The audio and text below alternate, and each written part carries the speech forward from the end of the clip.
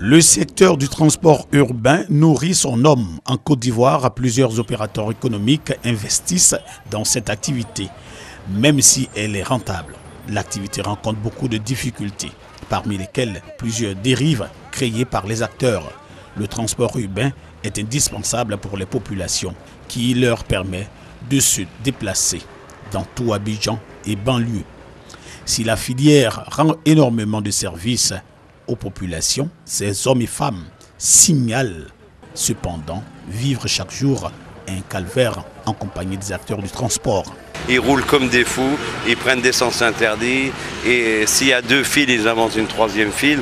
Par contre, s'ils peuvent passer chez vous avec le baca par la cuisine, sortir par la fenêtre, ils le feront. Souvent quand tu dis au chauffeur, excusez-moi monsieur, essayez de rouler doucement parce que vous filez, il vous dit si vous êtes trop pressé ou bien si vous n'êtes pas content, descendez de la voiture. Ce qui n'est pas sans conséquence. Nous sommes ici à Djamé. Un accident vient de se produire entre un baca et une bâchée.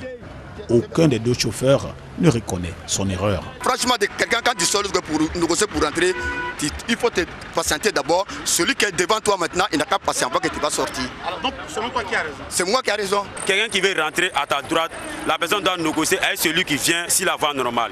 Donc moi, il venait si la voie normale. Il dit il a mis qui longtemps, il n'a pas vu qui longtemps. Il a évité, jusqu'à son devant est venu toucher mon derrière. Si la loi normale, la voie principale, c'est moi qui ai raison. Outre les accidents de circulation, les populations ont beaucoup de griefs contre les chauffeurs et apprentis baca. Ils ne respectent pas leurs passagers. Quand vous montez, là vous êtes le prince, vous êtes le roi, on vous conduit. Mais dès que vous êtes assis et que vous avez payé votre titre de transport, vous devenez vraiment une marchandise qu'ils traitent comme moins que rien. La plupart des apprentis insultent les clients. En fait, quand tu montes là, tu peux être j'ai 500. Il dit qu'il faut monter. Il sait qu'il n'a pas monnaie, il doit monter. Maintenant, il t'associe avec quelqu'un.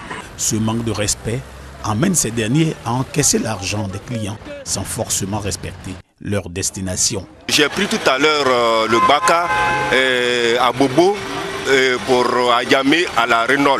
Et il vient me laisser ici. Sur la route, on n'est même pas arrivé. Raison évoquée, les embouteillages. Vous imaginez un baca qui doit faire par exemple 25 000 francs par jour. Donc ça en fonction du temps, les gars font la recette. Un argument auquel sont habitués les passagers qui dénoncent ce comportement. Ce qu'il faut, c'est la malhonnêteté. Vous ne pouvez pas nous prendre pour dire que vous descendez ici et que vous ne respectez pas vos paroles. Si les passagers sont les victimes des chauffeurs et apprentis, les bourreaux des chauffeurs, eux, ce sont les chargeurs et les syndicats. Chaque jour, Dieu fait, on peut en tirer de jour 1000 francs. Puis tirer de brancher 100 francs. À la gare, peut seulement 500. Une chaîne alimentaire dans laquelle chacun mange et est mangé à son tour.